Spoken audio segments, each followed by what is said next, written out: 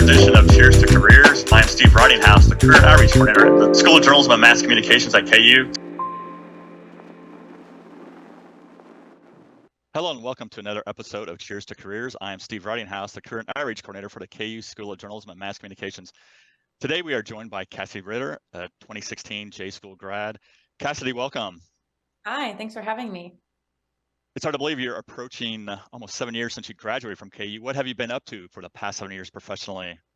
Yeah, that 7 years is amazing. I can't believe it's gone by so fast. But in that time, I've gotten married. I lived in Texas for a little bit and worked at a community newspaper there. And now I'm back living in Colorado as an editor for a tech publication called Built In.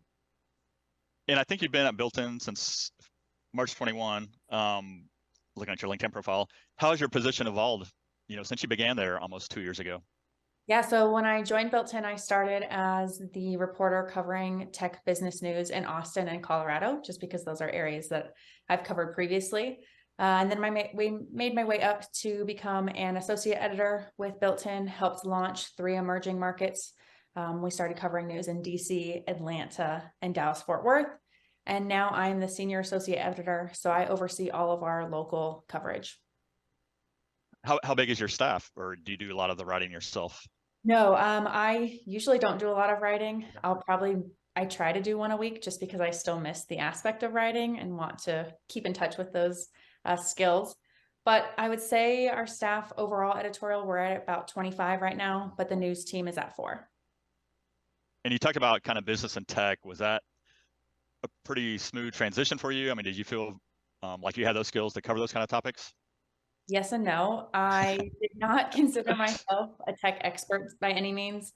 I didn't know anything about Bitcoin or how cybersecurity companies work, so that was a bit daunting. But I had covered business news previously at the Kansan, at Kansas City Business Journal, Community Impact in Dallas. So I had a good grasp on how to cover businesses and knew what type of funding rounds they go through. But learning the tech side of things and the nitty-gritty there was a little bit of a learning curve, but it's the same as any other reporting gig. And since March of 20, I know a lot of people have had to work remotely, and looks like you have a great home office there. So have you worked remotely for pretty much your entirety of the last couple of years? Yeah, we moved to Colorado in September of 2019. And at that time, I was doing some freelance work, so also from home, and I've just been working remotely ever since. Was that an adjustment on your part, or was that pretty smooth? It was definitely an adjustment. Setting up an office is ideal. Before I was living in an apartment and, it was working from the island or working from a coffee table, trying not to work from a couch. So definitely an adjustment, but I have a good support system and have some other friends in journalism and marketing that like to meet up at coffee shops about once a week. So it's a good change of pace, and then we can act like we're all in an office together. And with the team that you have to interact with, like the team of reporters, is it a challenge to keep them motivated, or are they pretty comfortable with that remote, conversation and meeting? Yeah, so my team is actually based in Chicago. I'm the only one that's Oh, remote. wow. So they have the option to go into the office and typically do about 1 to 2 times a week. Other than that, we have a team meeting every morning. So that really helps put everyone on the same page for the day, no expectations, and stay motivated. And I know, as you mentioned, you're based out of Denver and you're originally from Colorado. Was that always the plan when you graduated from KU to eventually get back to your home state? Absolutely. I miss it too much. Um, and you mentioned you started right out of college, in Texas. Was that a tough transition going from KU to Texas, or did you feel pretty prepared for that? I felt really prepared. I had some good internships during my time at KU. I was an associate news editor at the Kansan. Previously did reporting for the arts and cultures, but then changed over to more breaking news and money reporting. So I felt like I got a lot of really great diverse experience at KU that then just lended itself to being able to cover the local tech scene, or I'm sorry, local business scene in a couple cities in Dallas. And Cassidy, was KU an easy choice for you? I know you had mentioned your mom attended KU. Were you like destined to go to KU, or did you have to think about that? I will say I was destined. My mom probably disagree. She did not tell me that KU had a good journalism program because she didn't want me to feel pressured to go there. So I got a flyer in the mail, and I still remember it to this day, that said, "Come visit KU's J School." made the trip out there and immediately knew that's where I needed to go. And once I got accepted into the journalism school, it solidified it. Awesome. Was writing and reporting, was that kind of in your blood early on? I mean, did you grow up always wanting to write, report for a career? Or did that develop later? I loved writing, but I didn't know what that looked like career-wise. I actually had a sixth grade teacher, history teacher, write on one of my papers, "You're a great writer, you should be a journalist."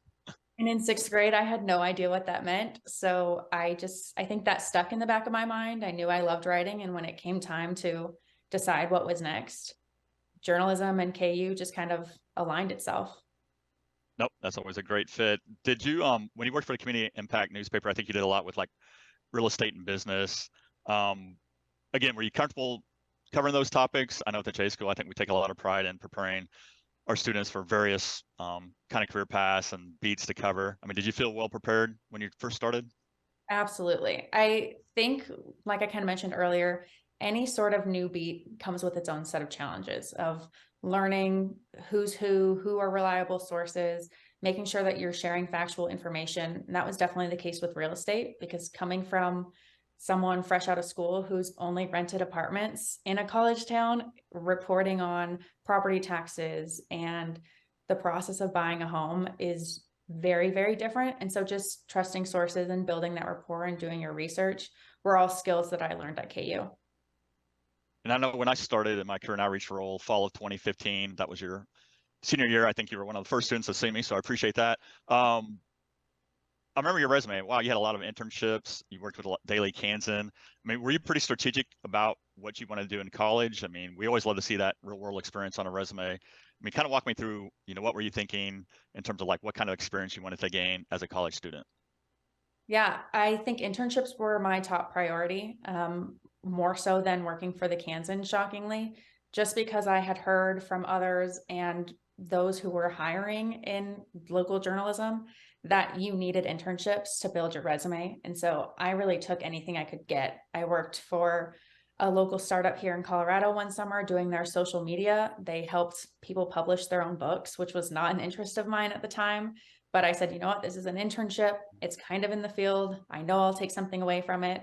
And that just over time has grown to other skills that were transferred from one position to the next. But internships were definitely my top priority, and it seemed to pay off.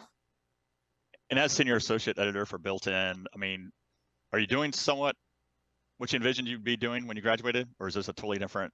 You had no idea this is the role you would have. No, I definitely had a thought that this would be what I would be doing. I always loved helping new reporters. Didn't necessarily love editing work, but I loved talking through stories and building others up and teaching them what I know. So I think that just kind of lended itself to becoming an editor. And thankfully, I can still do some writing on my own, which is something that I really appreciate and allows me to still go back to my roots of what I learned at KU and my Awesome. passion. And I know, as you mentioned, you're married. You're married to a KU grad, correct? Yes, I am. How that work-life balance? I mean, that's an important topic that we talk a lot about in my professional development class. How's kind of your work-life balance changed since you've been married? I mean, do you find yourself, not putting in the amount of hours as you once did, or do you just kind of keep working? And how do you find that balance? I think I got lucky with journalism in that I'm not covering breaking news or an editor for breaking news. We focus on business news. So our hours are business hours from 8 to 5, maybe 8 to 6. So that really works well for my schedule and work-life balance. I also work central hours, so it gives me an hour before my Oh, nice. husband comes home from work to just, either unwind or catch up on the day. So if I am working longer hours, I still feel like I have a good balance. So do you have your workspace to yourself, or does your husband work on location, or is he remote? No, he works in the office, so space is to myself, which is also So, a blessing, so I'm sure. is he jealous about that, or does he ever give you any like, must be nice to work at home? No, he He loves does. going to the office. I mean, he does not do well working from home, and we have learned that we don't do well working from home together. It's too chaotic. We have different schedules. We each want coffee at different times. So, And his background, he was engineering, right? Is that what he yep, was? Okay. engineering at KU. Do you two get to make it back? I know football team's doing well. Have you been able to make it back for any football games this fall? To be honest, we don't want to jinx it with football. So we decided we're not going to come back for football this season, but we've gone back for a couple basketball games and weddings for friends in Kansas City and Lawrence. And I think, didn't you tell me one time you actually came back to watch one of the Final Four games? Yeah, Final Four game and the championship. We made sure to watch the game from Dempsey's and then rush Mass Street with everyone else, which was an amazing experience. Because you kind of missed out on that during your college years. I mean, KU had always had a good team, but never got to that Final Four level, right? I guess they did probably 1 year while you were here. Right, 2018? No, I graduated in 2016, so not when I was there. Oh yeah, so you missed it. That's right.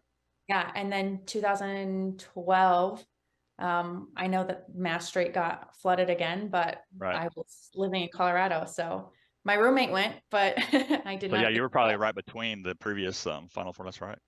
Yeah.